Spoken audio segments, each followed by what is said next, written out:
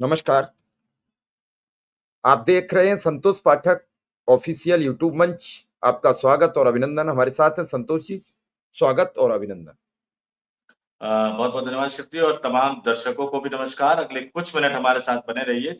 एक बड़ी खबर का विश्लेषण, बड़ी खबर के अलग-अलग पहलुओं को लेकर हम आपके सामने आए हैं और क्या चल रहा है बिहार एनडीए में घमासान, क्या चल रहा है नाटक, क्या एनडीए गठबंधन टूटने जा रहा है, क्या चिराग पासवान केंद्र की नरेंद्र मोदी सरकार से इस्तीफा देने जा रहे हैं? जी हाँ, क्या बातचीत अब इस स्तर तक पहुँच गई है कि चिराग पासवान इस्तीफा देने जा रहे हैं और नीतीश कुमार ने क्यों लाल झंडी दिखा दी है कि अब बहुत हो गया, एनडीए गठबंधन को चिराग पासवान की जरूरत नहीं है। इन खबर के एक-एक पहलुओं और ब्रेकिंग न्यूज़ के साथ हम आपके सामने आएँगे कि क्यों नरेंद्र मोदी और अमित शाह के दूत चिराग पासवान से मिलने जाते हैं और चिराग पासवान अपने ठिकाने से गायब हो जाते हैं। कहाँ चले जाते हैं चिराग पासवान? क्या चल रहा है उनके मन में और क्यों नहीं वो नरेंद्र मोदी और अमित शाह के दूतों से बात करने को तैयार हैं?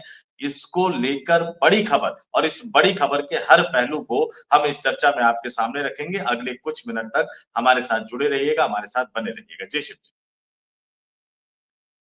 बिहार से अब बड़ी खबर इसलिए है कि बिहार चुनाव सर पर है, तारीखों का ऐलान हो गया है, जल्द वहां पर्चा फाइल का काम शुरू हो जाएगा और ऐसे में सीटों का बंटवारा नहीं हो पा रहा है।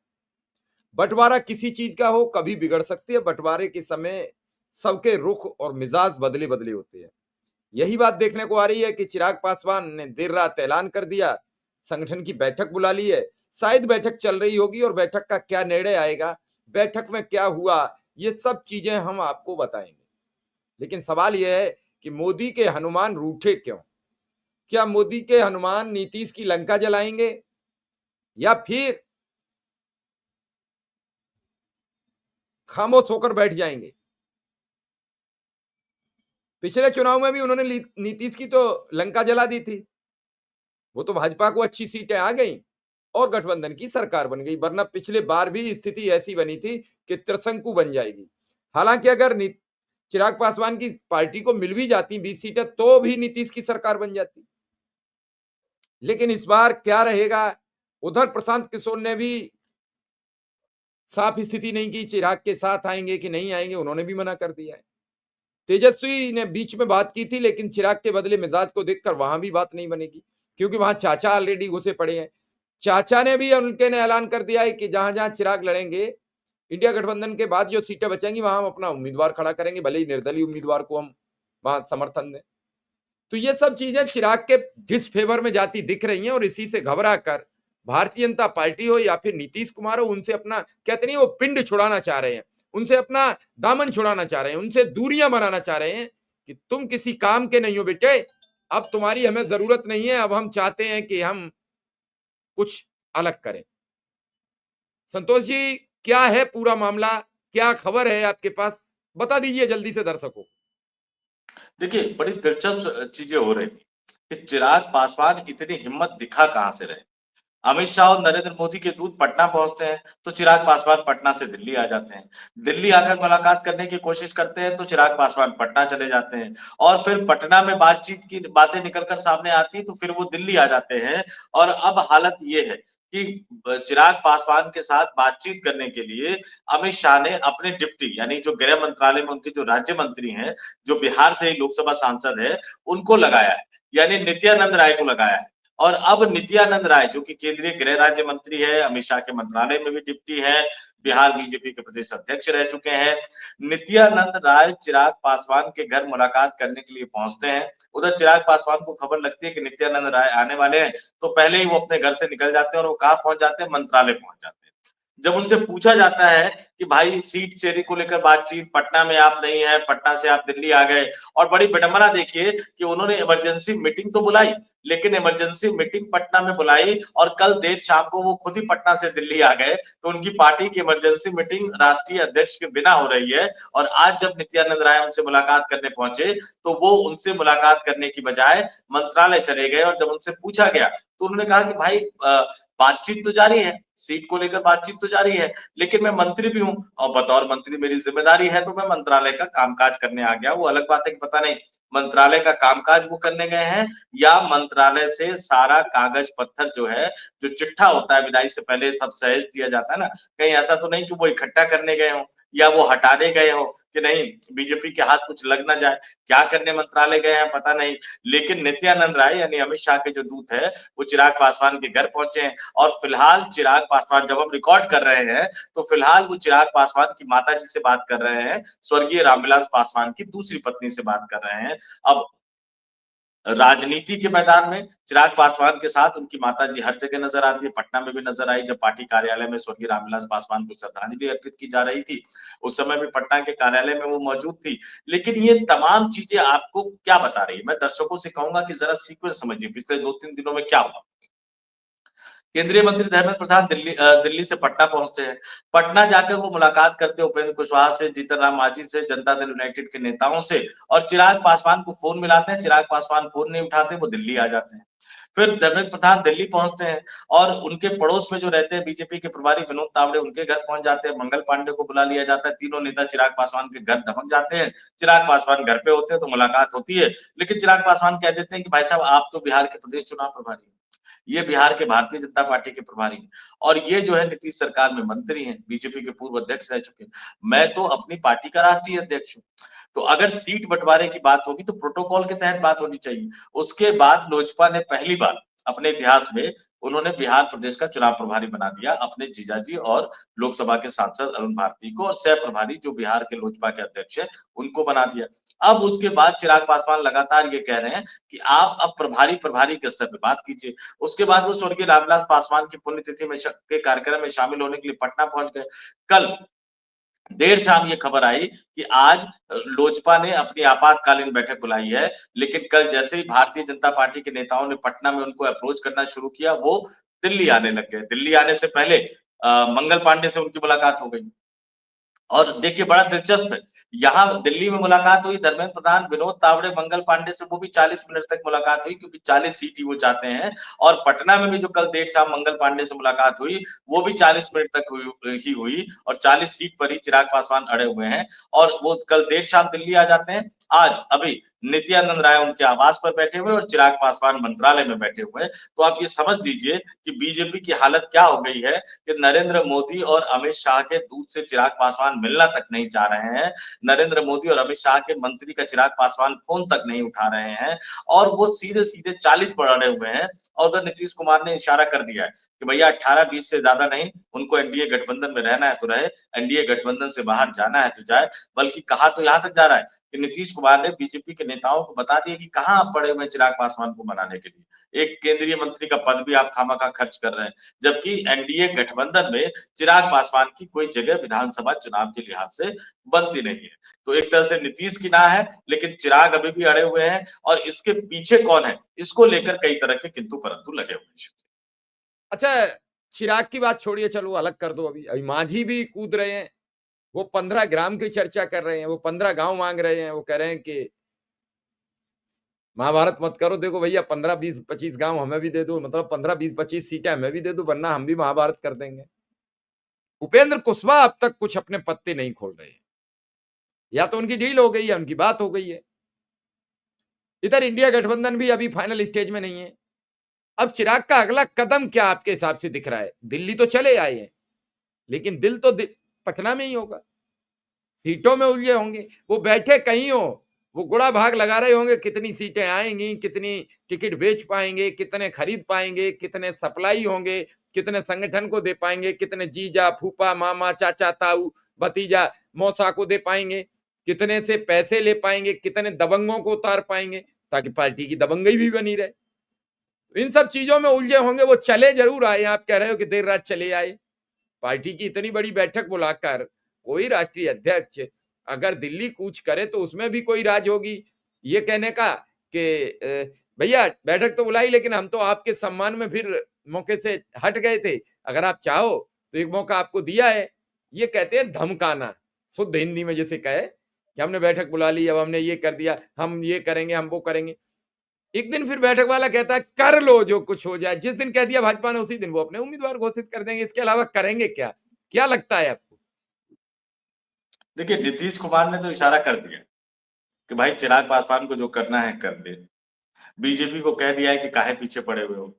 लेकिन जीतन राम मांझी पर आने से पहले चिराग पासवान के बारे में एक और बात मैं बड़े बता दूं।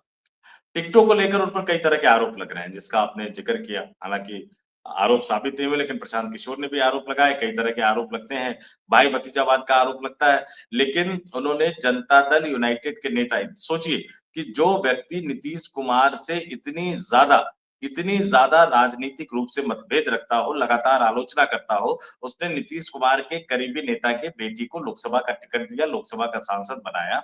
इसमें कई तरह के किंतु-परंतु तो लगे हुए हैं, प्रशांत किशोर तो कई बार कई तरह की बातें कहते भी रहे हैं। लेकिन यहाँ पर जो सबसे बड़ी बात निकल कर सामने आ रही है कि आखिर चिराग पासवान अड़ क्यों रहे हैं? जबकि वो जानते हैं कि एनडीए गठबंधन के वर्तमान स्वरूप में 40 सीटें उनको मिलती नहीं नज़र आ रही है। और जीतन राम मांझी की जहाँ तक आपने बात कही, जीतन राम मांझी चिराग पासवान खुल के धोखे का आरोप तो नहीं लगा रहे हैं। हालाँकि उनकी पार्टी तोड़ी, उनका परिवार तोड़ा, लेकिन जीतन राम मांझी तो खुल के कह रहे हैं कि मुझसे वादा किया गया था कि 2 लोकसभा की सीटें देंगे, 1 राज्यसभा की सीट देंगे, तब मैं 7 नहीं सीट तो पर पिछली पिछले बार मान गया पिछले था, लेकिन 1 ही मैं मैं लोकसभा मैं की सीट दी है। मैं आपकी बात से सहमत हूँ, फिर रुके काहे को? मैं ये जैसे ओम प्रकाश राजभर हैं, संजय निषाद हैं, जीतनराम मांझी हैं, चिराग पासवान हैं, उपेंद्र कुशवाहा हैं, मुझसे ये कहा था, तुम क्यों रुके हो वहां? क्या रिश्तेदारी है तुम्हारी? अरे मंत्री हो, लाल बत्ती का लुत्फ उठा रहे हो, सुबह ही जय हिंद सर सल्यूट करने वालों की लाइन लग जाती है। मांझी जी, समझ में नहीं आ रहा है आपको, छोड़ दो। अगर आपसे वो झूठ बोले हैं, आपके साथ धोखा किए हैं, छोड़ दो। कौन रोक रहा है आपको? लिखो इस्तीफा, चलो नहीं, अच्छा। उसी पे ये अपने मतदाताओं को क्या समझते हैं, मैं उस शब्द का इस्तेमाल नहीं करूँगा शिव जी, लेकिन ज़रा सोचिए, जो व्यक्ति ये कहे कि बीजेपी ने धोखा दिया, 2 लोकसभा, 1 राज्यसभा सांसद का वादा किया, 1 ही लोकसभा सीट दी, लेकिन अपनी पार्टी के इकलौते लोकसभा सांसद होने के बावजूद वो केंद्र की नरेंद्र मोदी सरकार में मंत्री बने हुए हैं। उनके कैबिनेट बेटे बिहार उनके बेटे कैबिनेट बिहार की नीतीश सरकार में मंत्री बने हुए हैं और जो टिकट उनको मिलेगा, वो टिकट परिवार से ज़्यादा कितने लोगों को देंगे, इस बात में भी कई तरह के किंतु-परंतु हैं। लेकिन कल उन्होंने महाभारत के वाक़ये का ज़िक्र करते हुए, कल उन्होंने कविता को तोड़-मरोड़ करते हुए कि दे दो हमको 5 ग्राम वाली जो कविता थी उसको दे दो हमको 15 ग्राम वाली, कि 15 सीट पर अड़े हुए हैं। अब उसके साथ वो एक लाइन और भी जोड़ देते हैं। देखिए, ये आप नाइंसाफ़ी करेंगे अगर आप उनसे कहेंगे कि छोड़ क्यों नहीं देते? वो तो खुद ही कह रहे हैं कि हम एनडीए गठबंधन में बने रहेंगे। वो कह रहे हैं कि हमारे साथ धोखा हुआ, हमारे साथ नाइंसाफ़ी हुई, हम कब तक त्याग करते रहेंगे, इसलिए हमें इतनी सीटें चाहिए। लेकिन मिले ना मिले हम एनडीए गठबंधन में बने रहेंगे, वो तो खुद ही कह रहे हैं। अब ये उनके मतदाताओं को समझना चाहिए कि जो नेता अपने अपमान की बात करते हुए, अपनी बेइज्जती की बात करते हुए भी उसी गठबंधन में बना हुआ है, उसको वोट देना चाहिए या नहीं देना चाहिए, ये तो उनके मतदाताओं को तय करना चाहिए। लेकिन वो 15 सीट पर अड़े हुए हैं, ये जानने के बावजूद कि 15 सीटें उनको नहीं मिली। वो कह रहे हैं कि भाई मुझे इतनी सीटें तो दे दो कि बिहार में मैं विधायक जिता कर ला पाऊँ ताकि हमारी पार्टी को राज्य में मान्यता, राष्ट्रीय नहीं, राज्य में मान्यता मिल जाए। अरे भैया, राज्य में मान्यता चाहिए तो किसने रोका हुआ है? आ जाओ, बिहार के सभी 243 विधानसभा सीटों पर लड़ जाओ, दे दो केंद्रीय मंत्री मान्यता पद से इस्तीफा मान्यता और मिल बिहार की जाएगी। सभी 200 जी, शिव जी। मान्यता मिल जाएगी, परमानेंट हाँ, दल हो मान्यता मिल जाओगे। जाएगी। और अगर 243 सीटों पर लड़ने के बावजूद भी अगर आप उतने प्रतिशत वोट या उतनी सीटें हासिल नहीं कर पाते, तो फिर काहे को आपको इतने बड़े नेता अपने आप को कहते हो कि हम तो इतने बड़े नेता हैं, हमारा इतना बड़ा जनाधार है। जब बिहार की जनता आपको राज्य स्तर की मान्यता प्राप्त करने वाली पार्टी बनने लायक भी वोट प्राप्त नहीं देगी, तो फिर आपकी कलई अपने आप खुल जाएगी। तो वो हिम्मत नहीं कर पा रहे, लेकिन वो प्रेशर डालने की कोशिश कर रहे हैं। हालाँकि कई बार ये लगता है कि जीतन राम मांझी का इस्तेमाल भारतीय जनता पार्टी जो है या जनता दल यूनाइटेड जो है वो चिराग पासवान को बैलेंस करने के लिए करती है। क्योंकि जीतन राम मांझी कहते क्या है कि बताइए 1-2 विधायक वाली पार्टी जो है इतनी सीटें माँग रही है। हमारे पास तो फिर भी 4 विधायक जिता कर लाए थे हम। अब विधानसभा के लिहाज से तो वो सही कह रहे हैं, लेकिन लोकसभा के लिहाज से फिर वो सही नहीं कह रहे क्योंकि चिराग पासवान जो माँग रहे हैं उनके पास 5 लोकसभा सांसद हैं और जीतन राम मांझी इकलौते सांसद हैं। चिराग पासवान शिवजी तलवार की धार पर चल रहे हैं। उन्हें पता है कि भले ही वो अपने आप को नरेंद्र मोदी का हनुमान कहते रहे हो, लेकिन बुरा समय आएगा तो नरेंद्र मोदी फ़ोन तक नहीं उठाएँगे उनका, अमित शाह बातचीत तक नहीं करेंगे उनसे, पार्टी भी छीन ली जाएगी, परिवार भी छीन लिया जाएगा। इस दंश को वो एक बार छेड़ चुके हैं और यही डर है कि मंत्री बने हुए उन्हें 1 साल से लंबा अरसा हो गया, अभी तक जो सुनहरी बाग लेन पर जो उनको मंत्री वाला कोठी बंगला आवंटित हुआ है, उस बंगले में जाने की वो हिम्मत नहीं कर पा रहे हैं। नॉर्थ एवेन्यू के सांसद वाले फ्लैट में ही अभी तक वो रह रहे हैं। इसलिए बार-बार ये कहानी निकल कर सामने आती है कि क्या वो इस्तीफा दे देंगे? 2-3 चीज़ें समझिए। चिराग पासवान के साथ जो व्यवहार हुआ, देखिए चिराग पासवान जो है वो जयंत चौधरी से और नीरज शेखर से थोड़े से अलग है। नीरज शेखर की हैसियत नहीं है कि उत्तर प्रदेश में वो अकेले 2, 4, 10, 20 तो छोड़िए, अकेले खुद लोकसभा का चुनाव लड़ सके, ये नीरज शेखर की हैसियत नहीं है। माफ कीजिएगा, ये राजनीतिक सच्चाई है उत्तर प्रदेश की। भले ही वो चंद्रशेखर साहब के बेटे हों, लेकिन ये राजनीतिक सच्चाई है। बीजेपी में अब आजकल बोलते हुए भी नजर नहीं आते। तो एक सांसद ही मिल गई है उनको, ठीक है, मस्त है। जयंत चौधरी की ये हैसियत है कि वो पश्चिमी उत्तर प्रदेश में कुछ सीटों पर लोकसभा का और विधानसभा का चुनाव लड़ सकते हैं, लेकिन वो भी अपने डर से बाहर नहीं निकल पा रहे हैं। ये भी एक सच्चाई है। चिराग पासवान के पास एक बेहतर मौका है। 5 साढ़े 5% पासवान मतदाता, बिहार की राजनीति में मुखर मतदाता है। बिहार की राजधानी में स्ट्रॉन्ग मतदाता माने जाते हैं और दलितों की जो आबादी है, अगर उन सबको चिराग पासवान जोड़ लेते हैं, तो एक बड़े नेता बन सकते हैं, लेकिन क्या वो मायावती और काशीराम की तरह रिस्क लेने को तैयार हैं? आज मायावती की लखनऊ में रैली हुई, एक लंबे अरसे बाद रैली हुई, काफ़ी बड़ी भीड़ जुटी हुई है, लेकिन बात वही सवाल बड़ा अच्छा एक बड़े अच्छे व्यक्ति ने सोशल मीडिया पे कमेंट किया कि भीड़ ये बता रही है कि उत्तर प्रदेश की जनता जो है वो मायावती के साथ है। अब मायावती को ये तय करना है कि मायावती क्या उत्तर प्रदेश की जनता के साथ है या नहीं।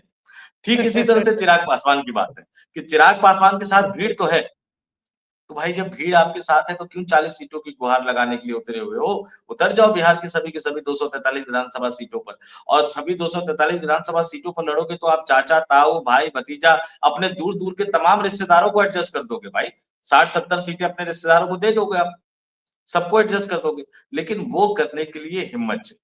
लेकिन सबकी नाराजगी दूर हो जाएगी। धीरे-धीरे नीतीश कुमार ने धीरे-धीरे चिराग पासवान को किनारे लगा दिया है, ये बात आप तय मान कर चलिए। धीरे-धीरे सभी रिश्तेदार खुश हो जाएँगे, सबको मन मुताबिक सीटें मिल जाएँगी और जो अब तक की नाराजगी है कि हमें आगे नहीं बढ़ाते हो, सबको आगे बढ़ा दोगे। सवाल ये नहीं है, पॉलिटिक्स बड़ी अलग-थलग चल पड़ी है। मैं आपसे कहता हूँ कि कई बार ये देखने में आता है, आप भी देखते हैं, कि कोई व्यक्ति है वो पहले भाजपा में अप्लाई करता है, फिर कांग्रेस में आता है, सपा में आता है, बसपा में आ जाता है, आरजेडी में जाता है, फिर लोजपा में जाता है, फिर फला-फला दल में चलता रहता है। वो कहता है कि मैंने सौगंध खा ली है, मैं अपने क्षेत्र की जनता की सेवा बिना किए नहीं मानूंगा, चुनाव लड़ूंगा और जब कोई टिकट नहीं हमको देगा तो हम निर्दलीय लड़ेंगे, लड़ेंगे जरूर, क्योंकि हमने सौगंध खा ली है जनता की सेवा की। भैया ऐसा क्यों सौगंध खा ली तुमने? किसने कहा कि सौगंध खा जाओ? भैया वो जो विधायक निधि और सांसद निधि नहीं आती है करोड़ों में, उसका एक हिस्सा आप ले लेते हैं कमीशन के तौर पर और ये सब जानते हैं, लेकिन कहता नहीं है कोई। आप सोचिए कि आप विकास तो आप पैदल भी कर लोगे, क्या जरूरत है फॉर्च्यूनर की? क्या जरूरत है लंबे तामझाम की? क्या जरूरत है 10-10 प्राइवेट गनर और 10-10 सरकारी गनर? रुतबा बढ़ाने के लिए और जो गड़बड़ियां करते हो, वो रुतबेदार लोग, पुलिस, गनर, आप तक भीड़ ना आने दें, इसलिए आप ये सब काम करते हो। भौकाल बनाने का काम जिसे कहते हैं, भौकाल टाइट है उसका। ये भौकाल टाइट करते करते जनता की गरीबी का चद्दर फट गया है। जनता की गरीबी का चद्दर पूरा फट गया है और वो समझ नहीं पा रहा है कि हम चद्दर ओढ़ेंगे किधर से। साहब आज अपना भौकाल कम कर लीजिए, चुनाव लड़ लीजिए, मिलकर लड़िए, जुलकर लड़िए, सब लोग अलग अलग लड़ेंगे। मैं तो ये कहता हूं कोई किसी के साथ क्यों है? चाहे इधर सब दल है, कांग्रेस अलग लड़े, आरजेडी अलग लड़े, नीतीश अलग लड़े, बीजेपी अलग लड़े, सबको अपनी अपनी पहचान पता लग जाएगी, पोजीशन पता लग जाएगी। 2014 में नीतीश ने अपनी पोजीशन पता कर ली है, तब से एक भी चुनाव बिना गठबंधन के नहीं उतरते हैं। लोकसभा में जब वो फंसे, आज की तारीख में संतोष जी, बिहार का चुनाव अलग लाइन पर चल पड़ा है। जनता त्राहि त्राहि कर रही है। 20 वर्ष बाद जनता को कोई 10,000 रुपए दे रहा है, महिलाओं को कोई 5,000 दे रहा है, कोई कुछ दे रहा है, कोई कुछ प्रलोभन दे रहा है, कोई रोजगार की चर्चा कर रहा है, कोई पलायन रोकने की बात कर रहा है। अब तक 20 वर्ष क्यों नहीं रोका? कोई और चीफ मिनिस्टर थोड़ा ही था, आप ही तो थे। अब तक क्यों नहीं रोजगार दिया? आप ही तो थे। अब तक क्यों उन महिलाओं के खाते में 10,000 रुपया नहीं दिया? आप ही तो थे। ये सवाल कौन करे? अगर ये सवाल पूछ लो तो सब नेता बगले झांकने लगे, किसी के पास कोई आंसर नहीं होता है। जनहित के लिए कोई काम नहीं करता, पहले घर हित के लिए करते हैं, फिर अपने पर्सनल हित के लिए, फिर इष्ट मित्र हित के लिए। देख नहीं रहे हो? अगर ये सब हित और अनहित झूठे हैं, तो प्रशांत कुमार के ताबड़तोड़ सवालों का जवाब बीजेपी, जदयू के नेता देख क्यों नहीं रहे? अरे खींच दो तुम भी अपनी लाइन। प्रशांत कुमार, तुम भी ठग हो, चोर हो, लंपट हो, कौन रोकेगा तुम्हें? तुम पर सबूत ही नहीं है, तुम डर रहे हो। तुम्हें लग रहा है कि हमने अगर उससे लंपट और बोल दिया तो वो पता नहीं धोती कहां से खोल देगा, कहां से हमें निर्वस्त्र कर देगा, कहां से एक नया कारनामा लेके आ जाएगा। क्योंकि उसने पिछले कई वर्षों में प्रशांत किशोर ने किया क्या है? सभी राजनीतिक दलों के गुरु रहे, सबकी कमियां, सबकी चिट्ठियां निकाल लाए हैं। दलों को तो पता ही नहीं लगा ये क्या क्या ले गए। भाई डिटेल मांगी, ये क्या करता है, वो क्या करता है, इसका क्या काम है, इसकी पार्टी में क्या हैसियत है, इसका क्या स्रोत है, कैसे ये आपकी मदद करेगा, सब पढ़ दिया तोते की तरह। अब तोते की जान प्रशांत किशोर में फंसी हुई है, इसलिए कई दल तो उसके खिलाफ बोलते ही नहीं है। कुछ भी बोले, देखो बंगाल उनकी आर्थिक मदद कर रही है इस समय चुनाव में सरकार, मायावती ममता बनर्जी से बहुत अच्छे संबंध है।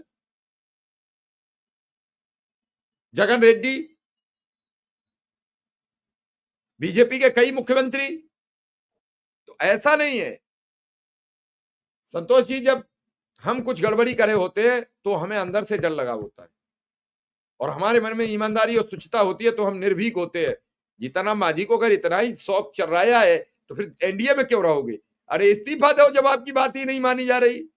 क्यों 15 गांव 25 गांव के चक्कर में रुके हो? लोगों को समझते हो ये सब समझेंगे नहीं। हम कुछ भी मांग लें, गांव के नाम पर टिकट मांग लें, टिकट के नाम पर गांव मांग लें, गांव के नाम पर पंचायत मांग लें, पंचायत के नाम पर लोकसभा मांग लें, लोकसभा के नाम पर राज्यसभा मांग लें, और राज्यसभा के नाम पर फिर मंत्रालय ले लें, और मंत्रालय के नाम पर फिर राज्य में भी मंत्रालय ले लें। कुछ भी ले लो।